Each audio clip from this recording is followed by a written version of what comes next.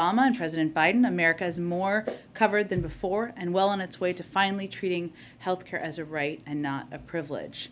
Thanks to the steadfast leadership, America is better off, of both of them, than it was 12 years ago. Through today's proposed rule to fix the family glitch, we'll expand access to 200,000 uninsured Americans and reduce costs for nearly 1 million Americans. This is no small feat. This will make for the most significant administrative action to improve implementation of the Affordable Care Act since its enactment. Outside experts have said this action is the boldest thing we can do to expand coverage without congressional action. Already nearly 6 million Americans have gotten access to affordable health care through President Biden's work to expand access to health care. And with congressional action, we could build on the monumental progress we've made to date to expand coverage and cut costs for Americans by making the health care component in the American Rescue Plan permanent. And of course, the 12 states that have not expanded Medicaid could certainly choose to do that as well. With that, let me just note too, all of you know Angela. But for those of you who don't know Angela, she is one of our press assistants. She went to Georgetown. I did not get into Georgetown. So she's very smart, obviously. She's also the funniest person on the team. And she's amazing and incredible. And I just wanted to call her out today, too. You all know Vedant. I've already done this. I've done this around Vedant. Okay. So cheers for Angela for everything she does. Okay, Zeke, sorry to get you off track there. Go ahead. Jen, administration officials said that tomorrow the president's going to extend the student pause on student loan repayment for another 3 months through August. That would put it at least starting a couple months before the midterm elections. Is the president willing to sort of end that pause and have borrowers begin to make payments that close to a midterm election? Well, to not get too ahead to where you are at this point in time, it expires in May. Obviously, we'll have a formal announcement to make before that timeline. I don't have anything to preview at this point in time. Obviously, we look at and assess what the needs are for the people who are impacted by the payment of student loans as we make these assessments. I would note that no one has been required to pay a single dime of federal student loans since the president took office. And of course, the Department of Education will continue to communicate directly with borrowers about federal student loan repayment and servicers as we make this final decision. On a different topic, we've heard a lot from the administration about the lack of international COVID relief funding for vaccinations. Does the president believe that without this money, he can meet his pledges to the world with global vaccine sharing? And does he have to recalibrate now that Congress seems unwilling to provide the necessary funding to get there? Well, no, we can't meet our commitments and cannot continue to be the arsenal of vaccines to the global community. Without global funding, USAID won't have resources to get more shots in arms. We'll be forced to scale back our work providing oxygen and antiviral pills, and we will lack the funding to provide rapid testing to countries in need. It's not just about vaccine doses, of course. I know that's kind of the question you asked. It's also about providing the know-how and the individuals and at times the training to be able to get shots in arms, and those are programs that we fund through our global efforts as well, and we need that funding in order to continue these programs. And just lastly, for me, General Milley had some pretty sobering testimony on the Hill today regarding the state of the world and sort of a grim outlook. The potential for significant international conflict is increasing, not decreasing. Is that an assessment the president shares? And is that sort of the assessment of the U.S. government that sort of the state of the world right now is darker than it was when the president took office? Well, certainly the General Milley speaks for the assessment of the U.S. military, and I think that's what he was testifying on, and he speaks on behalf of the administration. Go ahead. General Milley also said that he thinks the war in Ukraine will be measured in years, that this will be a long, protracted conflict. Can you clarify, do you mean that the ground war will be lasting years? And is the U.S. committed to aiding Ukraine for as long as this drags on? Well, we're certainly committed to continuing our historic support of Ukraine, whether that is military assistance, humanitarian assistance, economic assistance. Without further parsing General Milley's words, and certainly I would point you to the Department of Defense and to him directly, I think we also understand that the recovery from this war, the rebuilding in Ukraine, people who have lost their homes, communities that have been destroyed, is going to take some time, and the United States will certainly continue to be a part of that. And President Zelensky today effectively asked, what's the point of the UN Security Council if that they can't find a way to hold Russia accountable given Russia's veto power. He suggested the Council was powerless and outdated. Does he have a point? And does the White House think the Security Council needs to be reformed? And is that even possible? Well, I think he's certainly referring to, obviously he can speak for himself, but his frustration, which we share, that Russia is a permanent member of the UN Security Council. We don't see that changing. And so what our objective is at this point in time is on a couple of fronts. One is to continue to provide a range of security assistance to Ukraine, directly to Ukraine, to the military that is serving boldly and bravely on their behalf. I can provide you a little bit of an update on that, in addition to the deliveries of the $200 million package announced on March 12th, which are almost complete, deliveries of the $800 million package the President announced on March 16th are actively occurring, and obviously the Department of Defense has also announced a range of equipment that is being provided. I'd also note that there are a range of mechanisms as it relates to accountability, and that relates to the President's strong statements about his view and belief that Russia and President Putin are guilty of war crimes and obviously the atrocities that have taken place. And they are not necessarily through the UN mechanisms. And there are obviously challenges to that given Russia is a permanent member. But there are ample examples in the past of other international bodies, and we will continue to support those efforts as well. I just want more. The sanctions that are coming tomorrow, being announced by the U.S. and European partners, are expected to in part target Russian government officials and their family members. Is this also expected to include Putin's daughters? I don't have more specifics to detail or preview for you at this point in time. It is expected, or you can expect, I should say, as many of you have reported, that they will target Russian government officials, their family members, Russian-owned financial institutions, also state-owned enterprises. It's a part of the continuation of our efforts to put consequences in place, hold Russian officials accountable. And again, those announcements will be made tomorrow. Go ahead. Thanks, Jen. Secretary of State Blinken earlier today said that the killings in Bucha are not a random act by a rogue unit, but that it is a deliberate campaign by Russia to commit these atrocities. But he did not offer any evidence the U.S. has to back up this claim. I'm wondering if the White House can share any evidence to that effect. Well, I think what the Secretary was referring to is the fact that we have predicted and laid out very clearly the intention of President Putin and the Russian military to commit atrocities. That's what they have done. We have seen with our own eyes what they have done. That is consistent with, but a little different from, a question about a process, which is a process that would take place through an international mechanism to have a review or have an investigation into war crimes. That is a process that we would certainly be supporting in a range of ways. But what he was speaking to is the fact that we had predicted it. What we predicted has unfortunately happened, and we've only seen potentially the tip of the iceberg because of where we have had access to. We have not have access to an expanse of the country where they have likely also committed atrocities. Thank you. And one quickly on sanctions.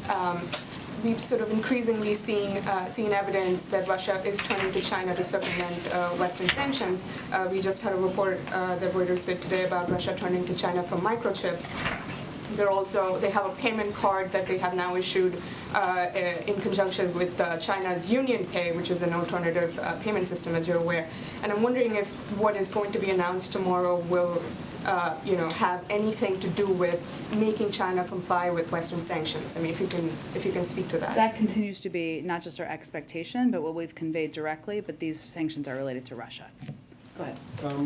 First, on sanctions, last night the Treasury Department shifted their general licenses a little bit in terms of payments from foreign reserves in U.S. institutions. Is it fair to say that the goal right now is to have a sovereign default with Russia in terms of how you want to impose costs?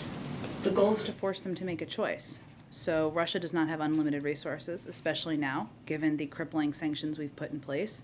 And they are going to be forced to choose between draining remaining valuable dollar reserves or new revenue coming in or default. part of our objective here, the biggest part of our objective here, is to deplete the resources that Putin has to continue his war against Ukraine. And obviously causing more uncertainty, and challenges to their financial system is a part of that, but it is forcing them to choose those options and to also deplete the resources, making it more difficult for him to continue to fight the war. Longer term, Jake yesterday said something along the lines of this is not the time for complacency. I understand the alliance that's been put together over the last 6 months doesn't have a lot of precedent, but how real is the concern that if this is protracted, if this is months, not weeks, that fractures could end up coming to pass in the alliance you guys have put together? We have been very clear-eyed about that possibility from the beginning, which is why there has been so much effort on the diplomatic front to work at it, including obviously the president's trip to Europe. Secretary Blinken is on his way, or maybe he's there now in Europe. There are calls that happen every single day through nearly every national security official to continue to work towards that coordinated unity that has been so effective to date. It is also true, though, that unity does not mean identical. And as we're looking at the consequences people are putting in place, the actions they're taking, our expectation is not that it is identical. It is just our effort to do everything we can to make sure it's coordinated and as unified as it possibly can be. And then last one real quick. I think you addressed it yesterday, so I apologize. But when you talk about the bridge from the SPR perspective, is it a bridge to, you believe the domestic industry will be able to fill that gap within the next 6 months, or is it a bridge to domestic plus Canada plus the Middle East? How are you guys seeing what that is a bridge to in terms of production? A combination, I would say, Phil. As you know, the oil market is a global market, and we certainly understand and have seen that obviously the actions of President Putin has led to an increase in gas prices, not just here in the United States, but in other countries in the world. We also know that as other countries make decisions about energy sanctions, that could have an impact on the amount of supply in the marketplace. So we are taking steps that obviously a historic release from the Strategic Petroleum Reserve over the next 6 months to hopefully give a bridge to increased domestic production, to your point, which we know could take a little bit of time. But also during that time, we're also working with other countries around the world. You saw the announcement many of them made last week about their increased releases, but also to see what they can do to increase their supply into the marketplace as we're filling that gap. Go ahead, Weijia. Jen, today Secretary Blinken also said that the U.S. was continuing to gather evidence and will continue to support Ukraine, the UN Human Rights Council, as it relates to a possible war crime trial. I know yesterday Jake said the U.S. was looking at a variety of mechanisms, but since the U.S. is not party to the ICC, other than a supportive role, what can it do to facilitate a trial? Well, let me give you an update on where we are, and I would also let me first point to the fact that historically we have provided evidence to the ICC even though we are not a party member. So if you look back in 2004, the State Department collected evidence indicating that the Sudanese military and militias were committing specific acts of violence against members of non-Arab groups in Darfur, and the Secretary of State at the time, Colin Powell, determined that what was happening was a genocide, and we worked with the ICC and the UN Security Council to hold accountable. So I would just note there is historic reference. Now also, as you're thinking about the timeline of this, the historic reference for that is also important because that was 2004 and it is just starting now. So it takes time. Now, it doesn't always take that amount of time, but just, as you're looking at the history here. But right now, there are a number of efforts already underway to hold any Russians accountable for atrocities and war crimes. Over the past few weeks, we established investigations through the UN Human Rights Council and the OSCE of possible violations by Russia. We're also supporting the work of the War Crimes Unit under the Office of the Ukrainian Prosecutor General and a team of international prosecutors who are working with them, and also supporting Ukraine's authorities and civil society organizations who are working on the ground to document atrocity crimes for prosecution. And we also welcome the investigation opened by the ICC prosecutor, in particular his focus on preserving evidence of possible atrocity crimes. And as you noted, Jake outlined the specific ways that we can help in those efforts, including through intelligence sources and gathering and sharing that with our partners, including helping Ukrainians and what they're doing on the ground to develop their case, third is working through international organizations. And the fourth, as he noted yesterday, is all of you and the range of important reporting and sharing of images and information gathering that's happening out there. But those are the different options and different mechanisms we're working through now, but it has not yet been determined what the international mechanism is. And you mentioned that's going to take a lot of time. It seems that you've also indicated that every sanctions package is not meant to be an on and off switch to stop Putin, but that will also take time. Is there anything that can be done to stop Putin now, in the immediate? I would say first on sanctions, we have a couple of objectives. One of them is to put consequences in place, put a marker down and make very clear it's absolutely unacceptable, horrific, and there should be consequences. The second is to make it more difficult to fund the ongoing war, and that is a very important component. And the question Phil asked earlier about the bond payments and the bond payment that is due is an example of that, and the mechanisms we have through our economic resources to do exactly that. And the third is to make clear and make it evident to President Putin and Russian leadership and the world that he is a pariah and now is and will be held accountable and treated in that way on the global stage. But what we feel is the most effective thing we can do now, in addition to that, is to continue to provide military assistance, security assistance, equipment on the ground. I would note again the Department of Defense announced a series of additional military pieces of equipment that they had not previously delivered, that they were delivering to the ground. And we are focusing that effort on ensuring it is equipment that the Ukrainians are trained on and that they have already been using effectively in this war to fight the Russians. Go ahead. And just to follow up on Weij's question, you guys are adding more sanctions, saying that the sanctions are going to take time to have an impact. How much time do you guys think that these innocent Ukrainians have? Well, I think what's important to note here is sanctions are just one component of the tools that we have at our disposal. What we are doing, and we're already seeing effectively happen, is the financial system in Russia is near the brink of collapse. I mean, they're projecting 15% inflation, a contraction of 15% in their economy. Private sector businesses are pulling out of the country. It is more and more difficult for President Putin to fund this war every single day. That has an impact. But what we're also doing is providing a historic amount of military and security assistance, which is what they've been using effectively over the last few weeks to fight this war and push back the Russians. But do you guys assess that anything you've done so far has prevented a war crime from happening? Well, Peter, I would say that everything we're doing to date is to support the Ukrainians in this war and in this effort. And that is something the president's proud of, we are proud of, including rallying and leading the global community and standing up against Russia. Okay, on another topic, a lot of stories about Hunter Biden surfacing this week. So to ensure the independence of the investigation, would the president support the appointment of a special counsel? Well, first, the president has never had a conversation with the Department of Justice about any investigations into any member of his family. He said that during the campaign, and he will continue to abide by that. So I'd point you to the Department of Justice for any additional steps they would take. They would make those decisions independently. Is there any concern that they're not going to be necessarily seen as being able to make the decisions independently if the White House Chief of Staff is out saying that the president is confident his son did not break the law? Well, that's something the president has said, and certainly we would echo. But in the same answer to that question, Peter, during an interview this week on ABC, Ron Klain also said the Justice Department is independent and they will make their own decisions. And the president has said that he never spoke to his son about his overseas business dealings. Is that still the case? Yes. Go ahead. So tomorrow you're going to announce, the White House is going to announce new sanctions, the administration will do sanctions on Russia in some form. Should we view those sanctions as a response to Bucha, or how should we view those when they're announced?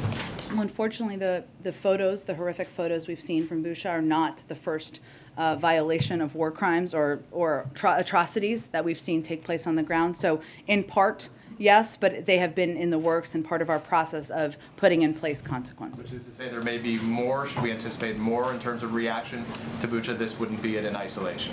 Correct. We are continuing to assess and make decisions about additional consequences and steps we can put in place. So given these awful videos and pictures we're seeing of the atrocities that took place in Bucha right now, is the U.S. policy still one of no regime change in Russia? And if so, why should someone like Vladimir Putin be viewed by the U.S. as someone who should be allowed to stay in power?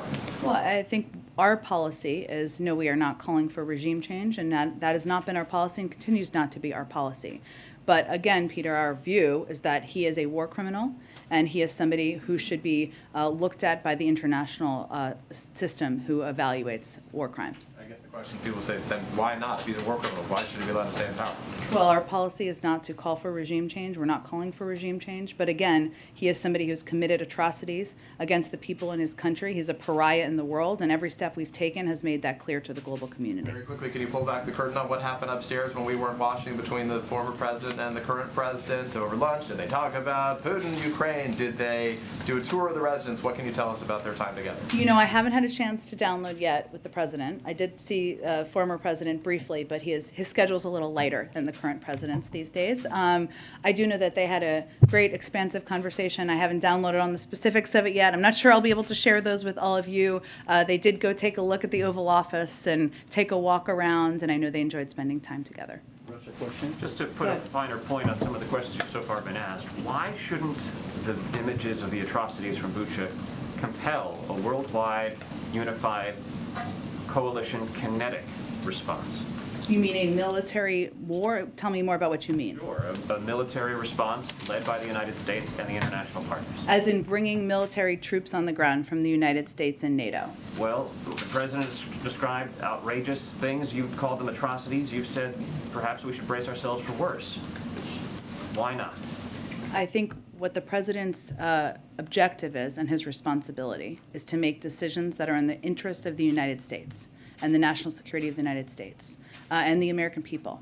And that is not to go to war with Russia. It is to do everything in our power to hold them accountable, to support efforts through international systems to do exactly that, and to provide military assistance, security assistance, and support to the Ukrainian people and the Ukrainian government. That's exactly what we're doing. But it is not in our interests or in the interest of the American people for us to be in a war with Russia. Go ahead. To follow up on Phil's question on the Russian sovereign debt, does the White House have any sense of timing on when Russia might default?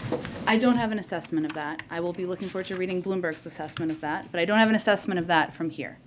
It depends in part on what decisions they make. On what decisions Russia make? Okay. And then on the Federal Reserve search, is the White House still searching for a nominee to replace Sarah Bloom Raskin? And when are you expecting to make an announcement on that nomination? My understanding of the process is it's ongoing. I don't have an update on the timeline of when that would be concluded. Sure, go ahead.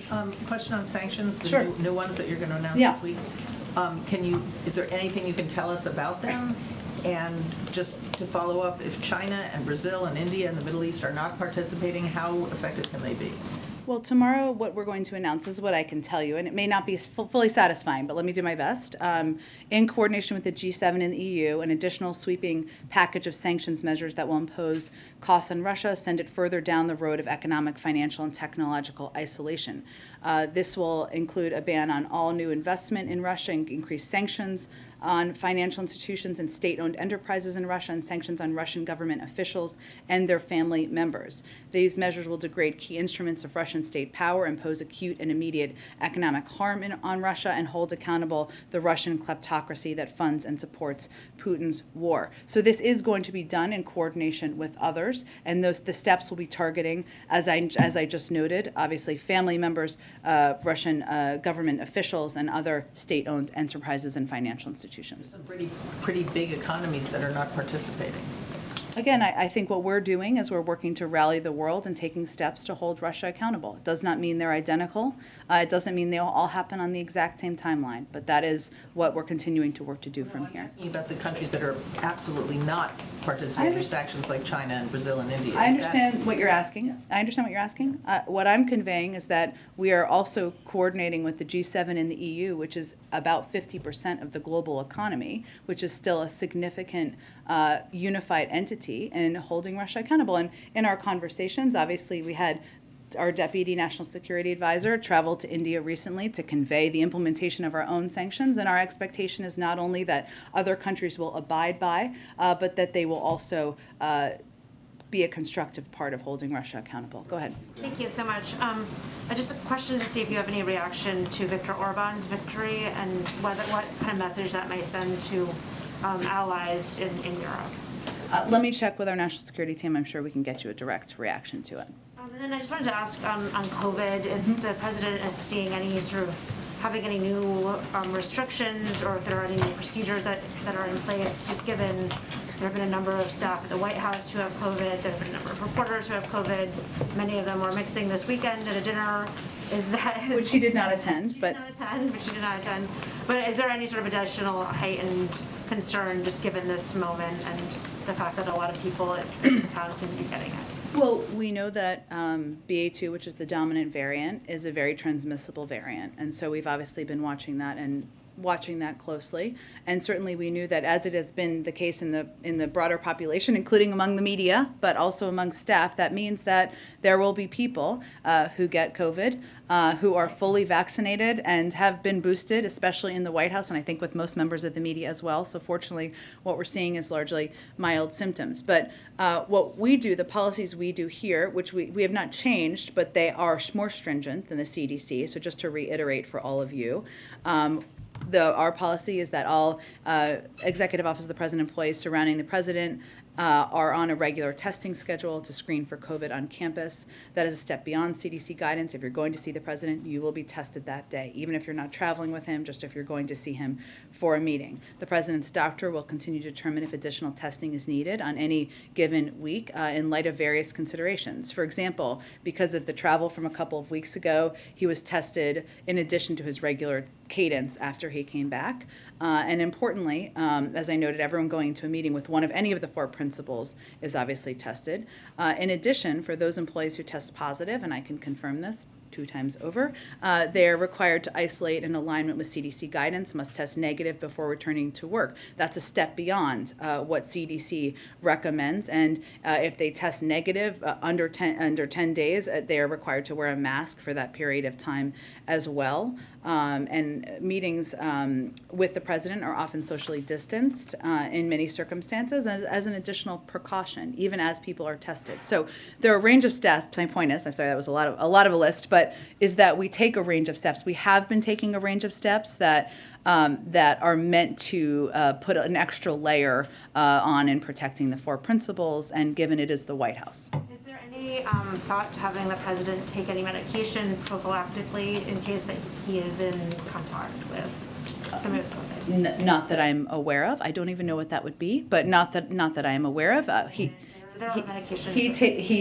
obviously he relies on the advice of his doctor, but not that I'm aware of. Go ahead. Yeah, thanks, Jen. Senators Romney and Murkowski yesterday announced their support or plans to vote to confirm Judge Jackson later this week or perhaps next week. Hopefully this week, because they're going on recess. Yeah. Good point. Or don't tell senators you said that. No, that was a mix-up right there. But what is your reaction to what you heard from Senators Romney and Murkowski there? And it looks likely that she will get 3 Republican votes in support. Is the White House believe that that's a strong showing of bipartisan support for her? Or, the fact that 47 Republicans appear likely to vote against her, are you displeased with the lack of support of Republicans? Well, I would note first that even for a number of senators who decided not to support her, and there's quite a good little video the Daily Show may or may not have done on this, all of them talked about her impeccable credentials, her qualifications, what an incredibly inspiring story she has, and how qualified she is for the job.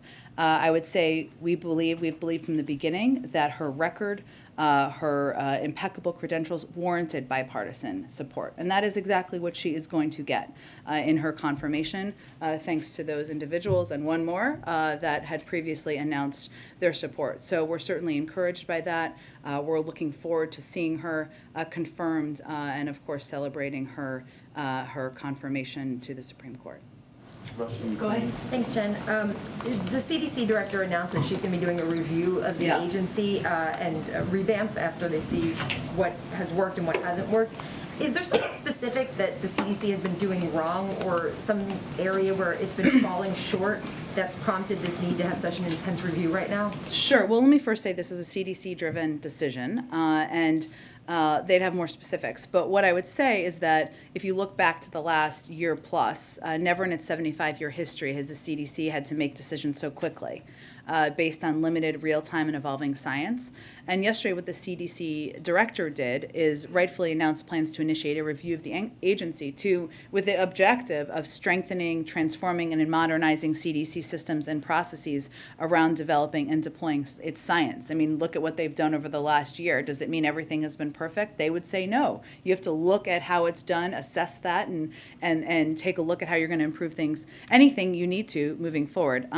It's not uncommon for a CDC director to take a careful look at the agency and assess if it's positioned to meet current public health needs and recommend improvements to systems, processes, and structures. And while this is something that is being done independent of the White House, we certainly support all government working to improve systems and make things better. It's independent, and you said it was a CDC-driven decision, so this call for the review did not come from the White House? No, it was CDC-driven and one, and certainly one we support, but the process will be led by the CDC. Go ahead. Jen, Senate Republicans are calling for an amendment on Title 42 to be attached to the COVID relief funding bill. I just wanted to get the White House reaction to that, but then also what kind of effects are you guys worried about if this funding measure gets delayed or doesn't pass? Well, I think my colleague, I don't know, he seems senior to me, Jeff Zients said this.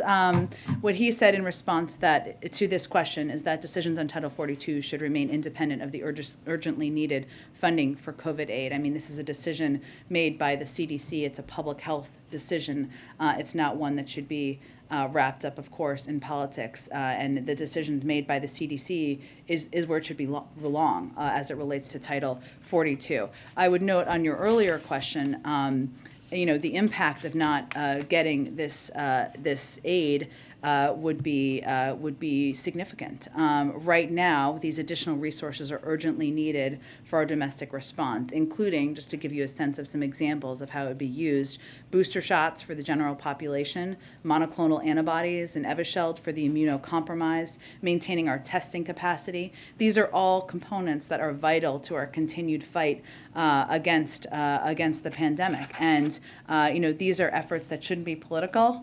They shouldn't be controversial. We're all, certainly COVID-19 doesn't look at your party affiliation before it decides to inflict you with the virus. And so they're vital. We need this funding, and we'll have to stop, as I've noted in here before, a number of these important programs if we don't get the funding.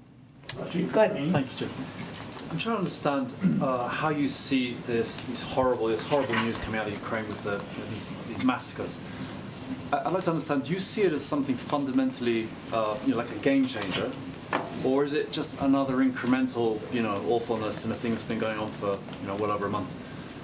And if it is something fundamentally different, these people with their hands tied and thrown into pits and cellars and whatever, does that mean that we can expect to be hearing a fundamentally different response? Because that's also incremental. Well, I would say first that there's nothing normal, there's nothing acceptable, there's nothing that shouldn't shake people to their core about the photos they're seeing of what is happening on the ground, or what has happened, I should say, on the ground. And what the president has said and been unquestionable about is that these are war crimes, a violation of the law of war. And his view, and I talked to him about this as recently as this morning, is that we need to put down a marker for history. That's why he has been so outspoken about this and made clear that accountability is critically important when you see the horror that we're seeing on the ground, the targeting of hospitals, of civilians, of, as you noted, the binding and killing of innocent people in Bucha, where we're seeing the photos.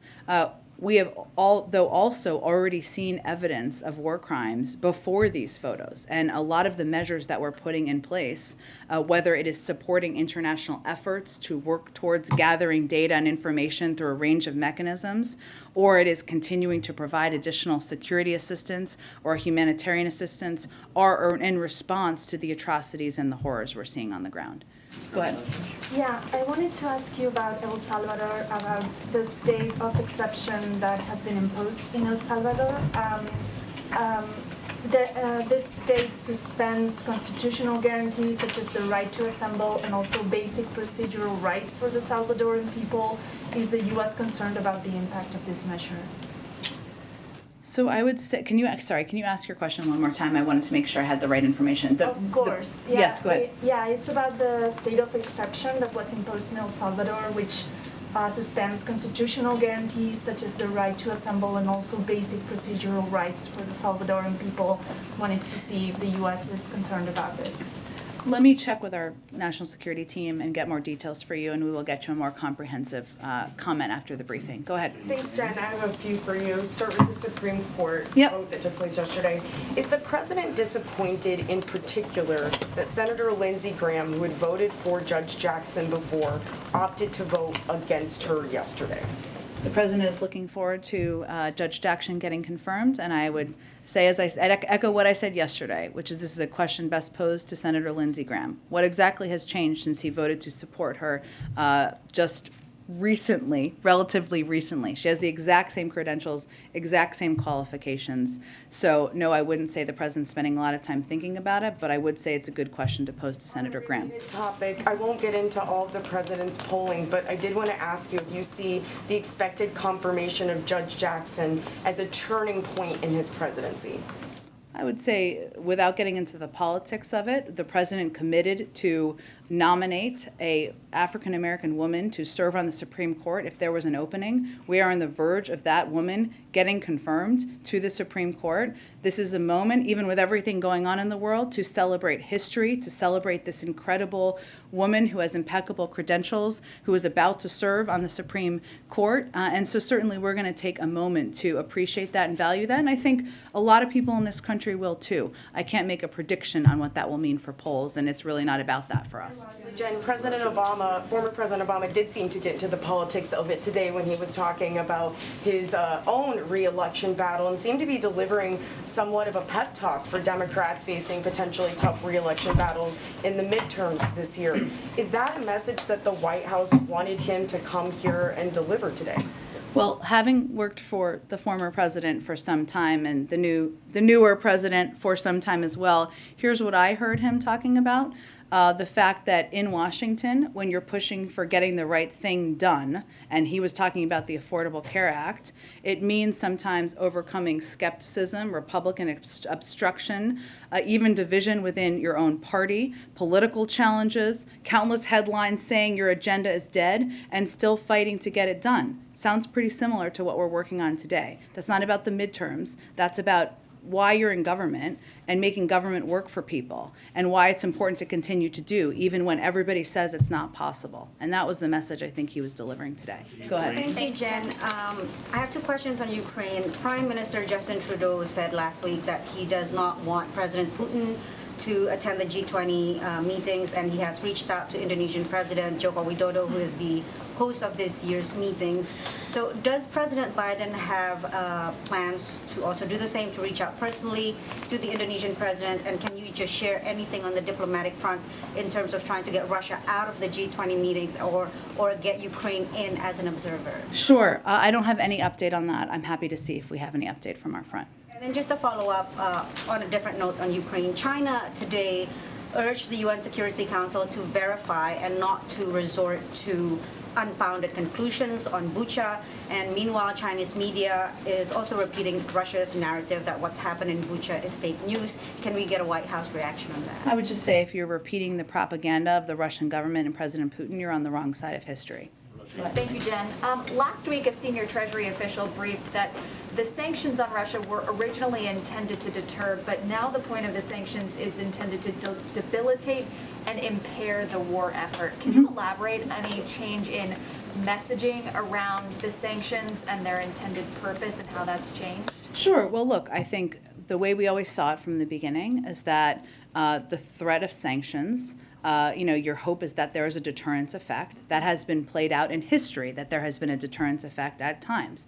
That is not a sure thing or 100%. But if it reduces or if it makes a leader potentially think about what horrific actions they're going to take, then they're worth that threat of sanctions. Never has it been the case that the putting sanctions in place is effective deterrent. The threat of them has been an effective deterrent. Obviously, the war has commenced, right? And sanctions have always had the purpose of putting in place consequences. So right now, those consequences also include making it very difficult for President Putin to fund the war, which, as you know, includes steps like the step taken by the Department of Treasury yesterday, where they're going to be forced, because they don't have unlimited resources, to make choices about how they're going to spend the resources they have. How would you describe these latest rounds of sanctions? Because the administration was very clear in the beginning that if the invasion happened, that it would bring forth everything but the kitchen sink.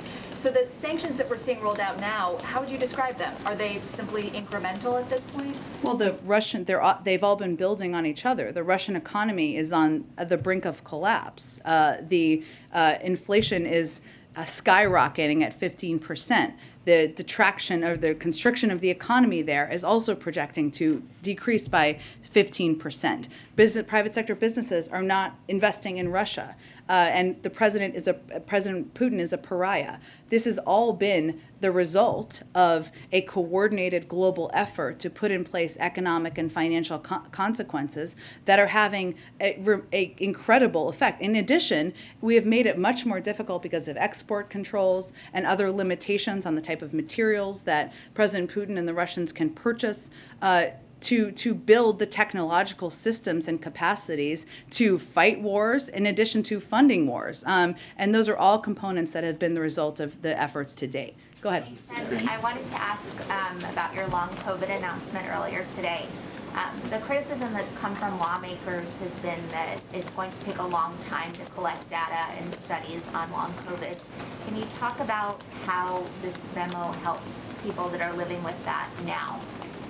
I think this is an effort to acknowledge that this is something that many people in this country are suffering from and dealing with. And unfortunately, science moves at the pace of science, and it is acknowledgement of that and a commitment by the U.S. government to take steps to look at it more closely and see what more we can do to help address it and help people who have been suffering. Go ahead. I also wanted to ask about refugees. I had asked yesterday about the 100,000 number. You were talking about how the administration's response has been geared toward refugees staying in nearby countries.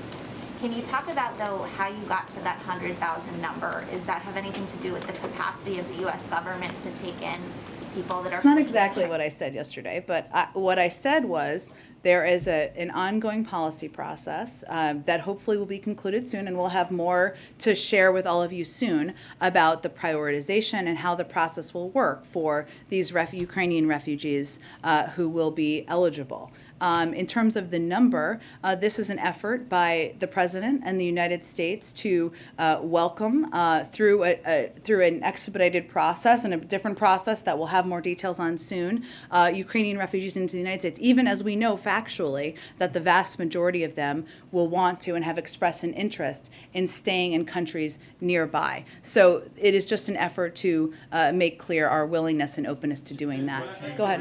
Thanks, Jen. Can you guys give us a sense of how President Biden will mark Judge Jackson's confirmation later this week?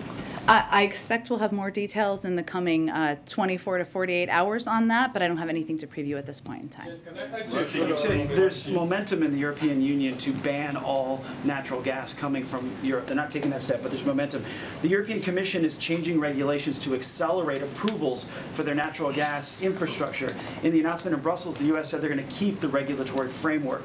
So how is the U.S. going to continually support enough natural gas should Europe cut off the Russian flow in order to long-term to help our European neighbors? Well, there are steps we've already taken in preparation that we will build on, and we will continue to explore ways to ensure that European countries are not as reliant as they have been on Russia for natural gas and for a range of energy resources. One of the steps we've taken successfully, which we will continue to build on, is to tap into countries in Asia who have excess LNG capacity to provide that to Europe. That is something we've already done to date, and we will continue to explore. We've been working on this for months in anticipation of a potential shortage or potential needs in Europe. How about infrastructure projects in the U.S., though, to help expand them, facilitate them, go forward?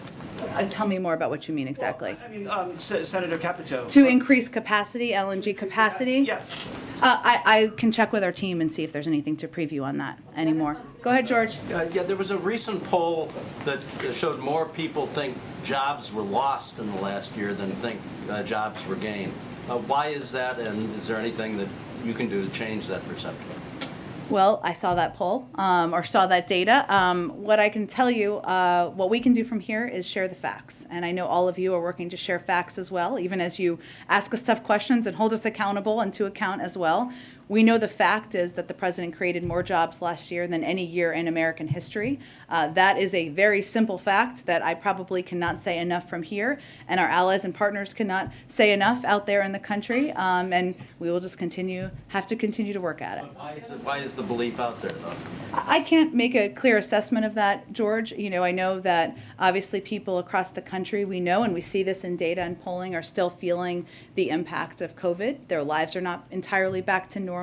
They're seeing some restrictions to their daily living, which is frustrating. Obviously, the impact of the cost of items, whether it's the price of gas, that has a range of factors that have led to it, specifically the invasion of Ukraine most recently.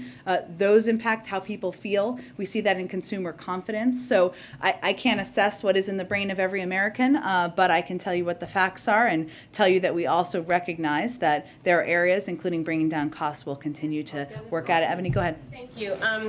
Two quick questions. One, the president's talking about Congress passing more money for COVID relief, but what's the president's reaction to more cities taking COVID relief money and putting it towards policing in excessive amounts, specifically even like in DeKalb County where $500,000 was spent on aerial drones?